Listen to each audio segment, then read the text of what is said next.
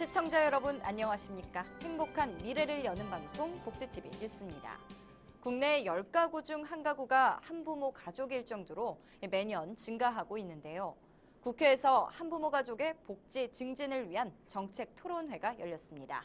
자세한 소식 정유림 기자가 전합니다.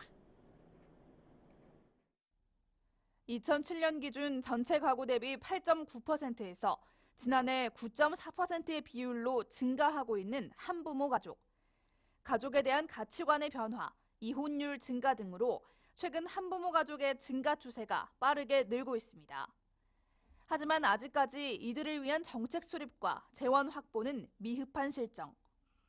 지난 2일 열린 토론회에서는 한부모 가족의 지원을 강화하고 체계를 정비하기 위해 법 개정이 시급하다는 지적이 제기됐습니다. 복지급여 확대뿐 아니라 상담과 서비스 전달 체계 정비 등 삶의 질 향상을 위해 현행 한부모 가족 지원법의 손질이 불가피하다는 겁니다. 시혜적 성격이 강합니다. 그것이 아니라 우리 한부모 가족들은 당연히 복지를 받을 권리가 있다는 권리성이 강조가 되는 법의 제명으로 바뀌어야겠다. 이어진 토론회에서는 한부모 가족 관련법 개정 방향에 대해 각계의 다양한 의견들이 제시됐습니다. 건강 상태라든지 자녀 양육의 부담 상태가 어떤지 이런 다양한 아무리 자본주의 사회지만은 이런 경제적 기준에 의해서만 해야 되느냐 하는 거는 좀 재고를 할 필요가 있다는 생각이 들고요. 한편 토론회를 주최한 한국여성복지연합회는 학계와 다양한 의견을 공유해 지속적으로 한부모 가족 복지의 발전적 방안들을 모색해 나갈 방침이라고 밝혔습니다. 복지TV 뉴스 정유리입니다. 서울에 사는 여성 장애인의 임신과 출산, 양육을 지원하는 조례안이 발의됐습니다. 김영한 서울시 의원은 여성 장애인의 모성 보호와 안정적인 가족 생활 영위에 이바지하기 위해 서울특별시 여성 장애인 임신, 출산, 양육 지원 조례안을 대표 발의했다고 밝혔습니다. 김 의원은 이미 시에서 여성 장애인의 임신과 출산, 양육 지원 사업을 시행하고 있지만 예산 배정 등의 부분에서 법적 근거가 부족했다며 법적 근거를 마련해 여성 장애인에게 좀 더 나은 서비스를 제공할 수 있도록 했다고 설명했습니다. 올 하반기부터 병원에서 환자가 원치 않게 선택 진료 의사에게 진료를 받아 이 진료비를 내야 하는 일이 더 줄어들 것으로 보입니다. 보건복지부는 선택 진료에 관한 규칙 일부 개정안을 마련해 다음 달 13일까지 입법 예고한다고 밝혔습니다. 이에 따라 병원급 이상 의료기관에서 환자에게 추가 비용을 받는 선택 의사 지정 비율이 현행 병원별 80%에서 67%로 3분의 2 수준으로 낮춰지는데 이는 선택 진료제도 개선을 위한 2단계 계획에 따른 조치입니다. 복지부는 이렇게 되면 올 하반기 선택 진료 의사는 현행 14,000여 명에서 8,100여 명으로 줄어들고 선택 진료 비용도 약 2,200억 원가량 줄어들 것이라고 전했습니다. 메르스가 급속도로 확산하고 있습니다. 한 가지 특징은 노약자들에게서 발병률이 높게 나타난다는 겁니다. 평소 건강관리가 중요하다는 분석인데 정유림 기자입니다. 메르스 감염자가 늘어나면서 일부 유치원이 휴교하는 등 어린 자녀를 둔 부모들의 불안감이 커지고 있습니다.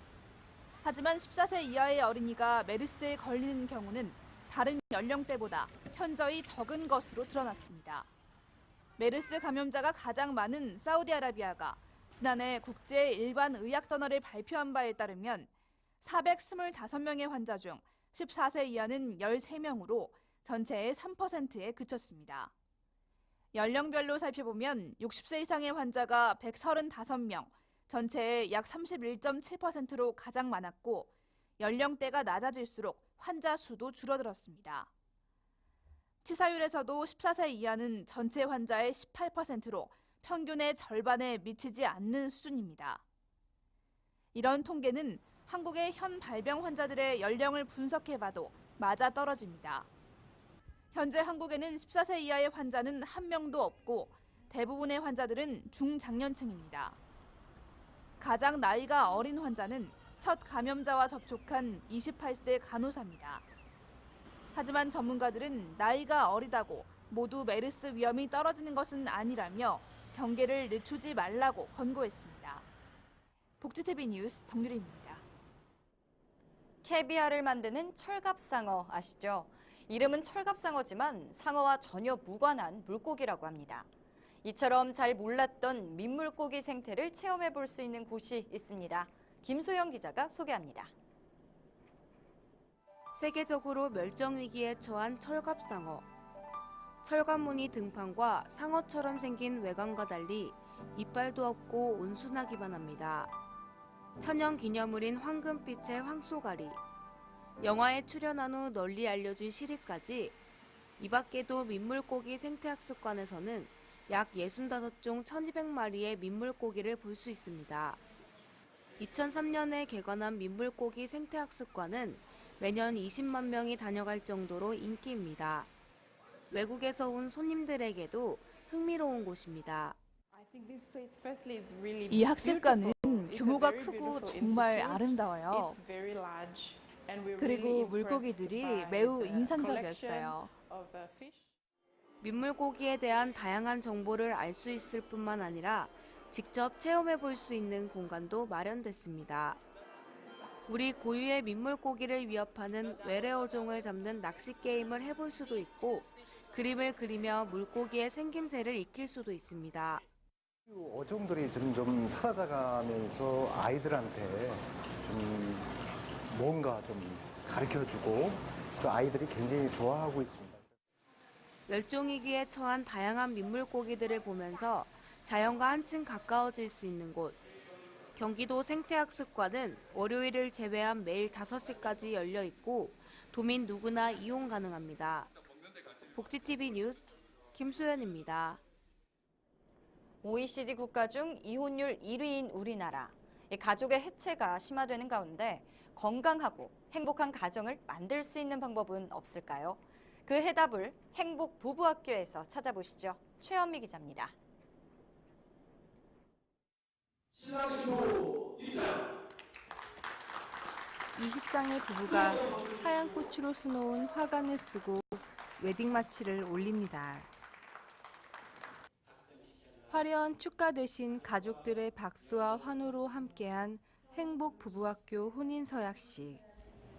부유할 때나 가난할 때나 건강할 때나 병들었을 때에도 남은 인생 당신을 사랑하고 아끼며 건강하고 행복한 가정의 회복을 위한 연속 프로젝트의 일환으로 사단법인 함께하는 가정 운동본부와 함께하는 2015년 행복 부부학교가 2회를 맞았습니다. 대한민국이 이제 그 OECD 국가 중에서 10년간 이혼율이 1위예요. 행복한 가정을 만들기 원하는데 그 방법을 모르는 거죠. 배우자 자랑, 자신에게 혹은 배우자에게 편지 쓰기 등 부부들은 각자의 내적 치유부터 가족과의 화해와 용서에 이르기까지 다양한 프로그램을 체험했습니다. 부부의 대화법이나 또 자녀들한테 저희가 몰라서 못했던 것들 또 그걸 여러모로 배우게 됐어요. 그래서 4주 동안 배워간 게 제가 웃음을 찾았다는 거, 그걸로 하나 만족을 합니다. 서로 사랑하면 그 모습을 자녀들이 보고 배운다는 게 가장 기억에 남고, 진짜 사랑으로 부부 서로 사랑하면서 아이들을 양육해야 되겠다. 굉장히 좋았어요. 가정해체와 폭력 등이 만연하고 있는 한국 사회에서 노원구의 행복 부부학교가 가정 회복의 모범 사례가 되고 있습니다. 복지TV 뉴스 최현미입니다. 하루가 다르게 무더워지는 요즘인데요. 이 여름 휴가철을 앞두고 포항시 관내 해수욕장들이 손님 맞을 준비에 박차를 가하고 있습니다. 포항시는 지난 1일 시청 중회의실에서 지역 해수욕장 운영 주체인 번영회와 포항해양경비안전서, 남북부경찰서와 소방서, 보건소 등 행정기관 관계자가 참석한 가운데 해수욕장 안전 관련 유관기관 및 단체 합동 연석회의를 가졌습니다. 이날 회의는 해수욕장 개장에 대비해 관광객들의 편의와 안전을 도모하기 위해 마련됐고 참석자들은 유관기관의 적극적인 협조로 안전사고 예방 활동을 강화하고 신속한 인명 구조 활동을 펼쳐 나갈 것을 다짐했습니다. 한편 올해는 6월 8일 영일대 해수욕장 개장을 시작으로 구룡포, 도구, 칠포, 월포, 화징 등 지정 해수욕장은 6월 27일 일제히 개장해 8월 23일까지 운영하며 영일대 해수욕장에는 포항국제불빛축제, 국제바다연극제 등 각종 축제와 문화 행사를 열 계획입니다.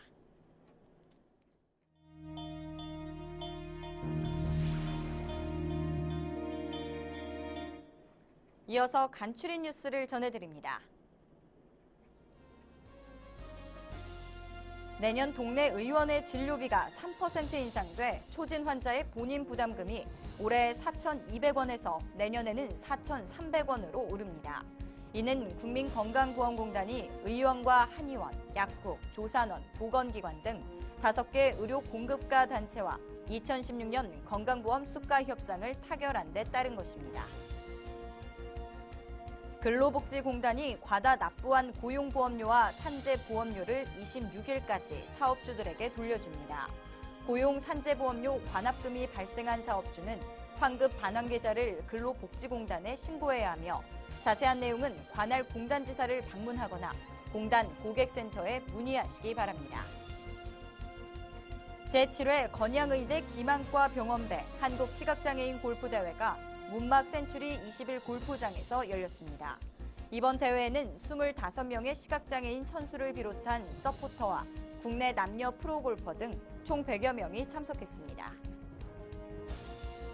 경상남도가 2015년 장애인 정보통신 보조기기 순회 체험 전시회를 개최한 가운데 보조기기 보급 신청을 받습니다. 이번 전시회는 정보통신기기 이용에 어려움을 겪는 장애인이 다양한 정보통신 보조기기를 체험하고 본인에게 적합한 제품을 보급받을 수 있는 기회를 제공하고자 마련됐습니다. 한편 정보통신 보조기기 보급 신청은 오는 5일까지 주민등록지 시군 정보화 부서를 방문하거나 정보통신 보조기기 홈페이지를 통해 접수하실 수 있습니다. 지난달 30일과 31일 경주 엑스포 공원에서 제2회 국제학생축제가 열린 가운데 33개국의 외교사절단과 95개국에서 온 1,500여 명의 유학생들이 참가하며 성공적인 대회를 이끌어냈습니다.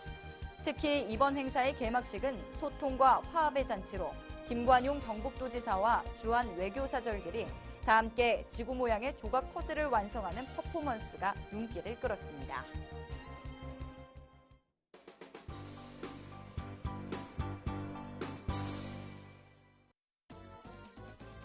미리 보는 장애인 신문 시간입니다. 오늘 첫 번째 뉴스로 보건복지부와 국토교통부, 교육부가 다음 달부터 국민기초생활보장제도가 맞춤형 급여로 개편됨에 따라 지난 1일부터 전국 읍면동 주민센터에서 신규 신청자를 대상으로 기초생활보장제도 신청과 접수를 시작했다는 기사입니다. 이 새롭게 지원을 받고자 하는 국민은 거주지 읍면동 주민센터로 신청하면 되고 이미 기초생활보장지원을 받고 있는 경우에는 별도로 신청할 필요 없이 개편제도의 지원을 계속 받을 수 있다는 내용입니다.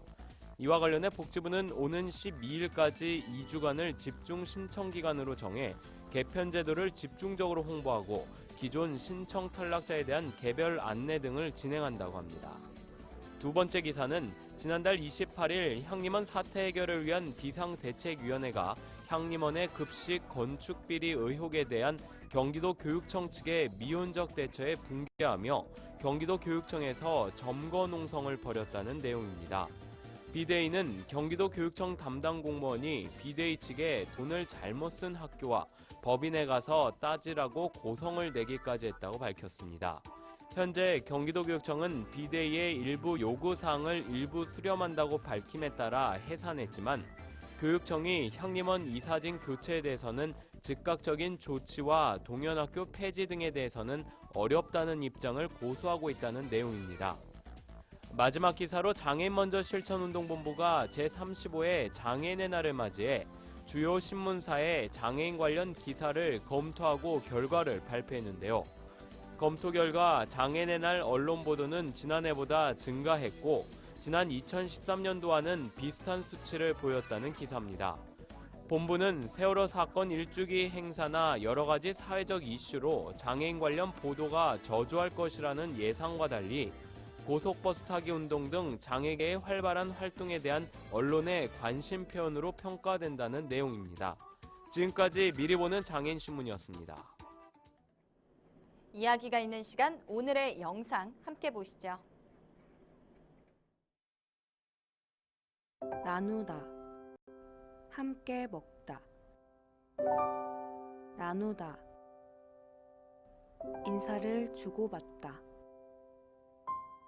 나누다, 희노애락을 함께하다. 전북 군산에 있는 착한 동네.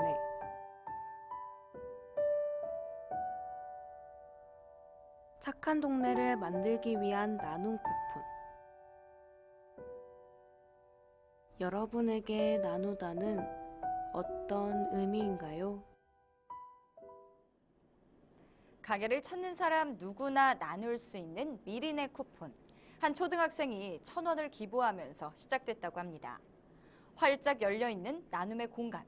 카페 이름처럼 착한 동네를 만드는 하나의 방법 아닐까요?